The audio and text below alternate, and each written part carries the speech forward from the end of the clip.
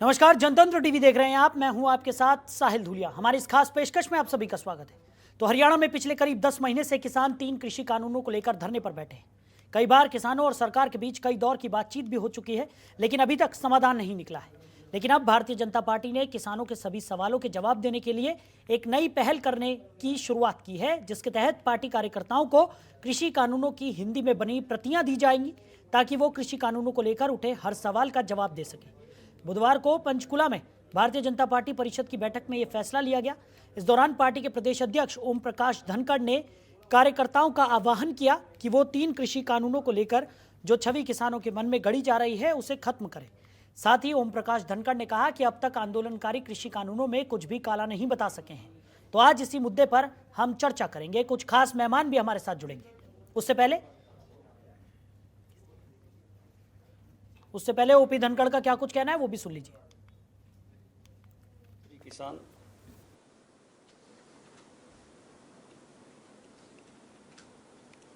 खरीदारी में सबसे आगे और किसान हित की अन्य योजनाओं में भी सबसे आगे है। सबको ध्यान में आ गया कि जमीन इन कानूनों से नहीं जा सकती। एक नैरेटिव सेट करने की कोशिश हो रही थी कि मंडी बंद हो जाएगी, एमएसपी बंद हो जाएगा। अब कोई बोल रहा है तो वो विषय रुक गया है। जो जो चीज़ें ठीक से लोगों के सामने आती हैं, तथ्य सामने आते हैं, तो फिर उनके ऊपर जो है अपने आप वो विषय, यही एक तरीका है। जब किसी विषय पर अंदेशे हों तो ठीक संदेशे पहुंचाने के बाद लोगों को चीज़ें ध्यान में आ जाती हैं, लोग करेक्ट करते हैं। नहीं तो एक ही प्रकार का संदेश जाता है तो लोग उसको मान लेते हैं। तो भारतीय जनता पार्टी ने अब किसानों के सवालों के जवाब देने की ठान ली है और उसी कड़ी में अब जो कार्यकर्ता हैं उन्हें प्रतियां दी जाएंगी, जिसमें हिंदी में कृषि कानूनों के बारे में विस्तार से लिखा होगा, ताकि वो किसानों के तमाम सवालों के जवाब यहां पर दे सके। अब ये योजना कितनी कारगर साबित होती है तो देखने वाली बात होगी। इसी पर आज हम चर्चा करने वाले हैं। कुछ खास मेहमान हमारे साथ जुड़ गए। हुकुम सिंह भाटी जो कि बीजेपी के प्रवक्ता हैं, वो हमारे साथ चर्चा में शामिल है। साथ ही साथ सुरेश रौर कांग्रेस के प्रवक्ता हैं, वो भी हमारे साथ चर्चा में साथ निभाएंगे। आप दोनों ही मेहमानों का बहुत स्वागत है जनतंत्र टीवी में। सबसे पहला सवाल मेरा हुकुम सिंह भाटी जी आपसे होगा। जिस तरीके से भारतीय जनता पार्टी की तरफ से ये नई कवायद यहाँ पर की जा रही है, कह सकते हैं कि कृषि कानूनों को लेकर जो विरोध प्रदर्शन है वो बदस्तूर जारी है। 10 महीने से भी ज़्यादा का समय यहाँ पर हो चुका है। किसान जो हैं वो अपनी मांगों को लेकर सड़कों पर डटे हुए हैं।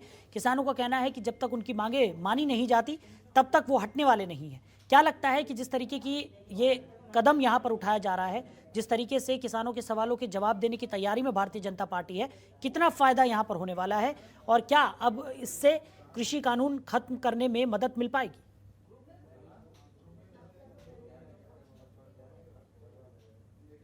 पर राष्ट्रीय स्तर पर ये अभियान पहले भी चलाया था और आने के लिए जो कृषि कानूनों में बदलाव किए हैं उसको जन जन तक पहुंचाने का काम किया। अभी हमारी कल पंचकुला में राष्ट्रीय अपना प्रदेश परिषद थी, हरियाणा प्रदेश की, और जो एक काफी लंबे अंतराल के बाद ये प्रदेश परिषद हुई, उसमें माननीय हमारे प्रदेश अध्यक्ष श्री ओम प्रकाश धनखड़ जी ने एक बहुत बड़ा एक मिशन लिया है। वो मिशन जो है वो भी मैं बताऊंगा आपको। सबसे बड़ी जो बात है, जो एक गलतफहमी कुछ तथाकथित किसान नेताओं द्वारा जो राजनीतिक रूप से प्रेरित हैं, ये बात तो अब सब जान ही गए हैं। और इस किसान जो कानून में जो अमेंडमेंट हुई है उसका जो विरोध कर रहे हैं वो लोग राजनीतिक रूप से प्रेरित हैं, राजनीतिक पार्टियों से जुड़े हुए हैं और राजनीतिक इच्छा शक्ति रखते हैं, इसीलिए केवल और केवल विरोध कर रहे हैं। ये बात तो जग जाहिर हो गई है। लेकिन भारतीय जनता पार्टी ने 2 मिशन बहुत प्रायोरिटी पर लिए हैं। पहला है कृषि कानून में जो परिवर्तन हुए हैं उनको घर घर तक लेके जाना। हमारा कार्यकर्ता बूथ स्तर से लेकर के घर घर तक वो जो अमेंडमेंट हुई है उसको लेकर के जन जन तक लेकर के जाएगा। दूसरा, सरकार की जो 7 साल की उपलब्धियां रही हैं, 7 साल 7 कमाल, ये सरकार का एक बहुत बड़ी उपलब्धि। काम बहुत सारे की है लेकिन हमने उनको 7 बातों में समायोजित करने की कोशिश की है। 7 उसके जो बिंदु बना करके उसको समायोजित करने का काम किया है। इसको लेकर के घर घर अभियान चलाएंगे, ताकि जो ये तथाकथित नेता केवल और केवल समाज का नुकसान कर रहे हैं, जिन्होंने लोगों की रोजी रोटी को छीना हुआ है, रास्तों को बंद करके आए दिन गलत तरीके की राजनीति करते हैं, हिंसा में इन्वॉल्व हैं, बहन बेटियों की इज्जत से खिलवाड़ कर रहे हैं, उसका पर्दाफाश करने का काम हरियाणा प्रदेश में भारतीय जनता पार्टी का कार्यकर्ता करेगा। इसीलिए ये माननीय प्रदेश अध्यक्ष जी ने एक अभियान हरियाणा प्रदेश में दिया है। जी, सुरेश रौर जी भी हमारे साथ जुड़े हुए हैं, कांग्रेस के प्रवक्ता हैं। सुरेश जी, आप कैसे देखते हैं भारतीय जनता पार्टी की तरफ से ये जो नया कदम उठाया जा रहा है, नई पहल यहाँ पर की जा रही है। अब भारतीय जनता पार्टी की तरफ से कहना है कि कार्यकर्ता अब किसानों के हर सवाल का जवाब देने के लिए तैयार हैं। उनको हिंदी में लिखी हुई प्रतियां जो कृषि कानून की है वो भी दी जा रही हैं, और कहा जा रहा है कि किसानों के जो भी सवाल हैं उनका समाधान करना यहाँ पर प्रायोरिटी में रखें और किसानों से बातचीत करें और उनकी समस्याओं का समाधान यहाँ पर करें। कैसे देखते हैं आप? मैं बीजेपी के साथी की जो अभी भाषा थी ना, उसकी मैं कड़ी आलोचना करता हूँ। जिन्होंने हिंसा की बात की, हिंसा इस आंदोलन में सबसे पहले पीपली में लाठीचार्ज आरएसएस के ट्रेंड लोगों के द्वारा, हरियाणा पुलिस की वर्दी में भी वो लोग नहीं थे, सितंबर 20 में बीजेपी की सरकार के नेतृत्व में करवाया गया। किसान शांतिपूर्ण तरीके से अपना आंदोलन कर रहे थे, जो उनका संवैधानिक अधिकार है। टीवी पर बैठकर किस तरीके से ये लोग इस प्रकार की अहिंसा फैलाने की बातें कर सकते हैं, इनको कहां से प्रोत्साहन और मनोबल मिलता है, ये एक सोचनीय विषय है। और प्रदेश का ही नहीं, देश का हर किसान इस बात को सोच रहा है कि ये बहुत गंभीर है और इसकी जड़ें बड़ी गहरी है। सत्ता से ऐसा आदेश है इनको। आपके चैनल भी इस पे कुछ नहीं बोलते, जबकि ये हिंसा फैलाने की बात मेरे साथी ने अभी बोली है। और बीजेपी की तरफ से इस टाइप की बात करना, इस टाइप की बात करनाल में क्या हुआ आपको खुद पता है, आपके चैनलों ने दिखाया। और उसके बाद मुख्यमंत्री खुद लठ की बात करते हैं। तो हिंसा किसान नहीं फैलाते, किसान तो अपनी फसल को, बहुमूल्य फसल को छोड़ देता, अगर उसमें चिड़िया का घोंसला भी है उसको खराब नहीं करता। ठीक है सुरेश जी, माफ कीजिएगा, आपको यहाँ पर बीच में टोक रहा हूँ मैं, लेकिन जिस तरीके से तमाम आरोप आपने यहाँ पर लगा दिए और आपने साथ ही साथ मीडिया को भी कटघरे में खड़ा कर दिया है। आपका कहना है कि मीडिया वाले दिखाते नहीं है।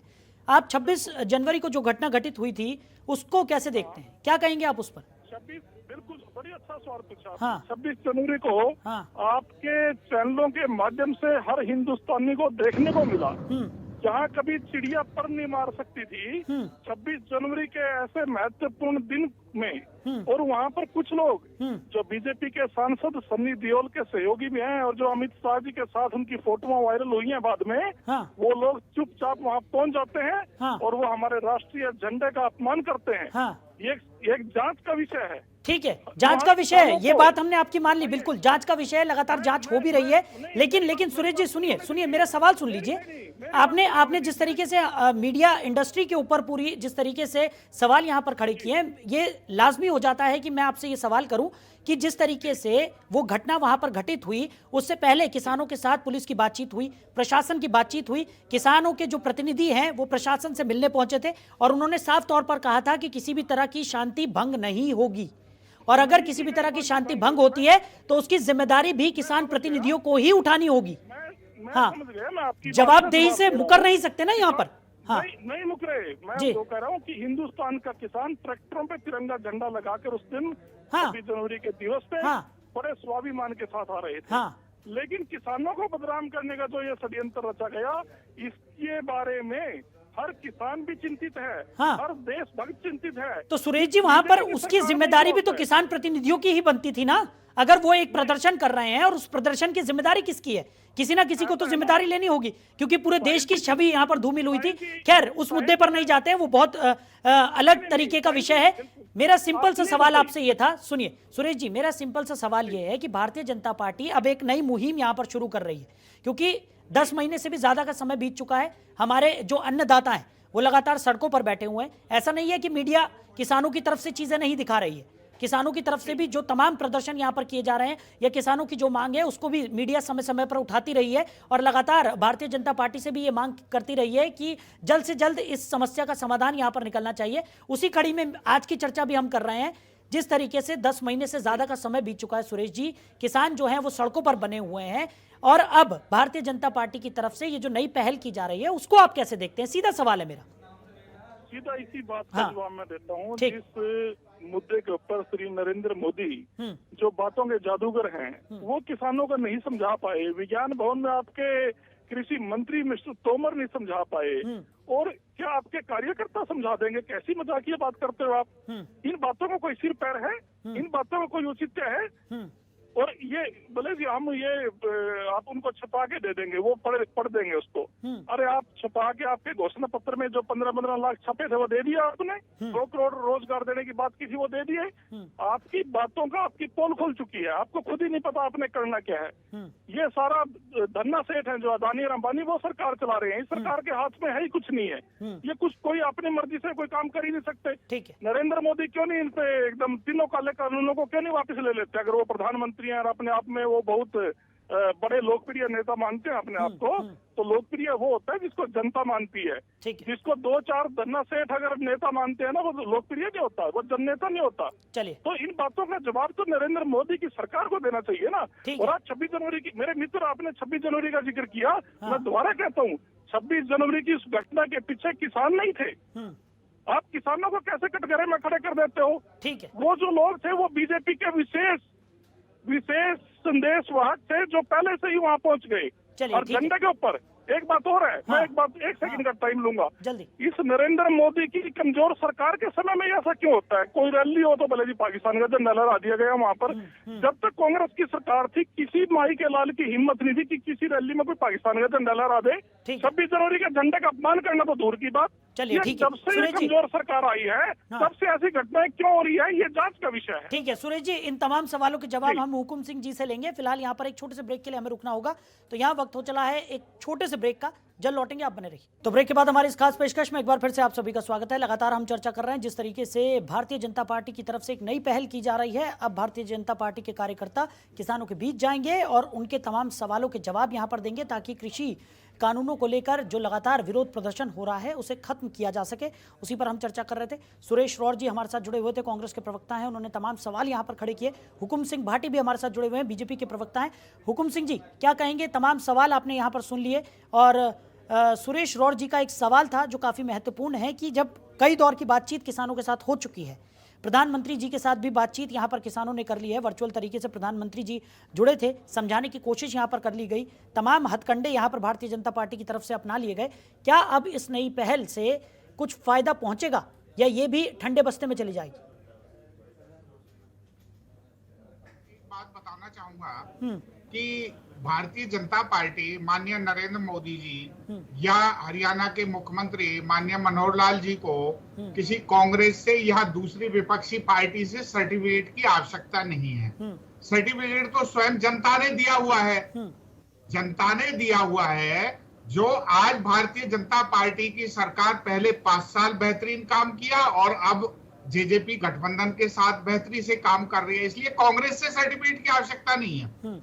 दूसरी बात, मेरे साथी ने बड़ी गैर जिम्मेदारान तरीके से, वैसे तो कांग्रेस को इस देश में कोई जिम्मेदार मानता भी नहीं है, क्योंकि कोई जिम्मेदारी का जो विपक्ष की एक भूमिका होती है वो कांग्रेस ने कभी उठाई नहीं। केवल और केवल गैर जिम्मेदारान ही तर्क और वितर्क करते रहे। हम तो इनसे कहते हैं, ये अभी मेरे साथी ये सुरेश रोड बोल रहे थे काला कानून, आप ही बता दीजिए इस काले कानून में क्या काला है। आज तक ये नहीं बता पाए कौन से उसकी धारा, कौन सा उसका प्रोविजन किसान के हित में नहीं है। दूसरी बात मैं पूछना चाहता हूं, आज कैप्टन अमरिंदर जी चाहे कांग्रेस से रुष्ट हैं या छोड़ गए हैं वो तो ये जानेंगे, लेकिन कैप्टन अमरिंदर जी ने ही वहां पर कॉन्ट्रैक्ट फार्मिंग का एक बहुत बड़ा फंक्शन किया, ये डिनाई कर दें। दूसरी बात, हम कहते हैं एमएसपी व्यवस्था आज भी है, मंडी व्यवस्था आज हरियाणा में देखिए पहले से ज्यादा खरीदारी हरियाणा में है। दूसरी बात, पंजाब सरकार धान की खरीद क्यों नहीं करती जी? उसके बाद राजस्थान सरकार बाजरे की खरीद क्यों नहीं करती?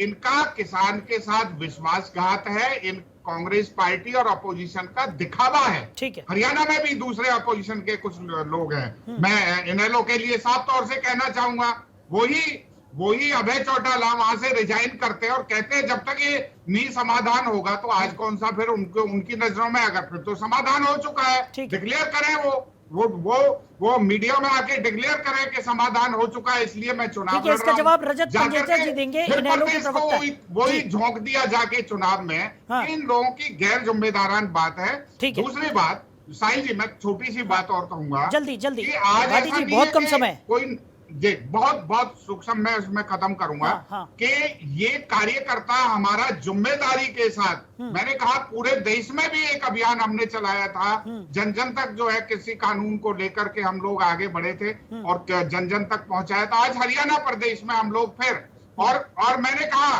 केवल कृषि कानून नहीं, कृषि कानून की एक एक अंश, एक एक धारा, प्रोविजन को हम किसानों तक, आम सामान्य नागरिक तक लेकर जाएंगे ताकि वो लोग ये कांग्रेस के कहते हैं धसने नहीं देंगे, वो नहीं देंगे, ये बड़े बड़े तर्क वितर्क करते हैं। लोग आज इनको देखना नहीं चाहते। जिस तरह से लोगों का व्यापार, बिजनेस इन लोगों ने बंद कराया है केवल और केवल राजनीतिक भावना से। वो किसान नहीं, वो तथाकथित किसान है, वो राजनीतिक भावना से प्रभावित है, द्वेष भावना से प्रभावित है। किसान तो खेत में काम कर रहा है। चलिए ठीक है भाटी जी। भारतीय जनता पार्टी का जन जन तक ये इस कृषि कानून के एक एक प्रोविजन को लेकर के जाएगा और जनता को बताएगा। ठीक है, रजत पंजेचा जी भी हमारे साथ जुड़ गए हैं, इनेलो के प्रवक्ता हैं। रजत जी बहुत स्वागत है आपका जनतंत्र टीवी में।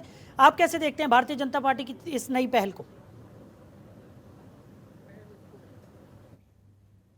वक्त हो गया है, क्या ये सोए हुए थे, क्या इंतजार कर रहे थे कि चुनाव आएगा या अब अगले चुनाव में ये जनता के बीच में जाके और ये जनता को बेवकूफ बनाने का काम करेंगे?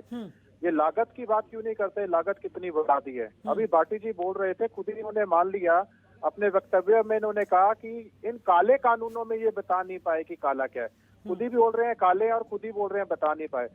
ऐसे अगर पूरी डिटेल बताने लग जाऊंगा तो जो फार्मर प्रोड्यूस ट्रेड कॉमर्स प्रोमोलेशन और फैसिलिटेशन एक्ट है उसका सेक्शन ए देख लीजिए। उसके अंदर आप एग्जाम्प्ट करते हैं ट्रांजैक्शन जो करते हैं, उसमें सेक्शन 4 में ओनली पैन कार्ड के ऊपर बाहर मंडियों में आप जो है खरीद के लिए वो जो प्राइवेट प्लेयर है उनके कोई डॉक्यूमेंट्स नहीं मांगते, कुछ नहीं मांगते। ताकि इतने एग्जांपल्स हैं हमारे पास जहां किसानों को ब्लैंक चेक दे दिए गए और वो चेक बाउंस हो गए और व्यापारी बोरिया बिस्तरा बांध के अपना भाग गए। आज ये लागत के ऊपर बात नहीं करते हैं। सेक्शन 15 में बताइए आपने जो एसडीएम है वो क्या हाल किया? एसडीएम ने पीछे किसानों के ही सर फोड़ दिए। आप एसडीएम को फाइनल अथॉरिटी बोलते हैं। सेक्शन 13 देख लीजिए। सेक्शन 13 है कि आप सरकार के खिलाफ तो कोर्ट में जा ही नहीं सकते। इम्यूनिटी दे दी गई है, ना कि सरकारी अधिकारी को इम्यूनिटी दे दी गई है। खासकर जो बिजनेस हाउसेज है उनको इम्यूनिटी दे दी गई है। सेक्शन 9 पढ़िए जाके, उसमें क्रेडिट उठा सकता है। पूछे थे जमीन कैसे जाएगी? इंफ्रास्ट्रक्चर बनाने के लिए जो व्यापारी है वो क्रेडिट ले सकता है। वो लोन के जगह इन्होंने क्रेडिट वर्ड यूज कर दिया। ये बोलते हैं कि जो एसेंशियल कमोडिटीज एक्ट है वो वैकल्पिक है। कैसे वैकल्पिक है? आज आप देख रहे हैं जो सरसों का तेल 70 रुपए लीटर होता था, आज वो 220 के पार हो गया है। भंडारण को आप काले बाजारी को खुली छूट दे रहे हैं। उसके बाद इन्होंने कहा लागत, अरे आपको पता तेल के दाम क्या है? आज आपको पता है पोटाश का कट्टा कितने का है?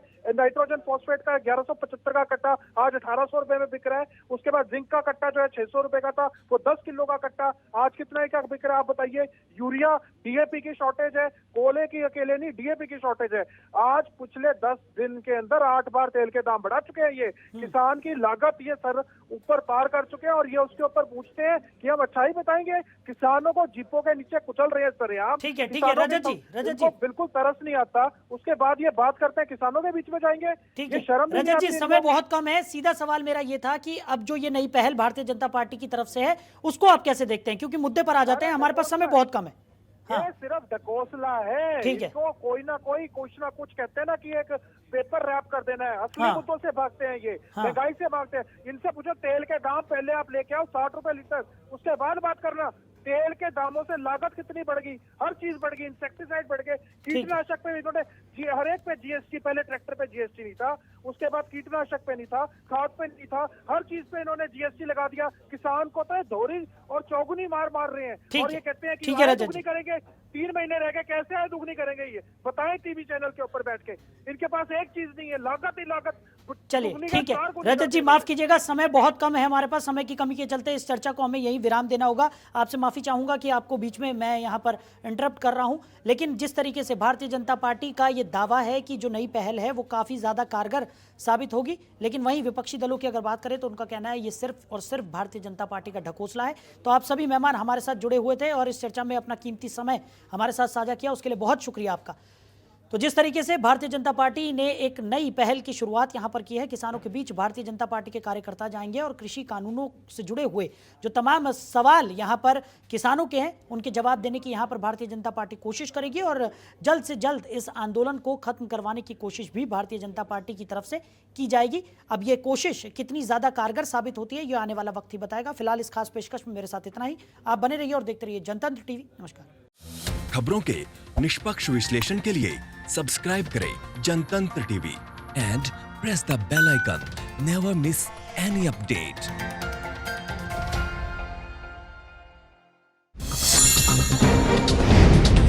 डाउनलोड कीजिए जनतंत्र टीवी ऐप को, जो कि अवेलेबल है गूगल प्ले और ऐप स्टोर पर।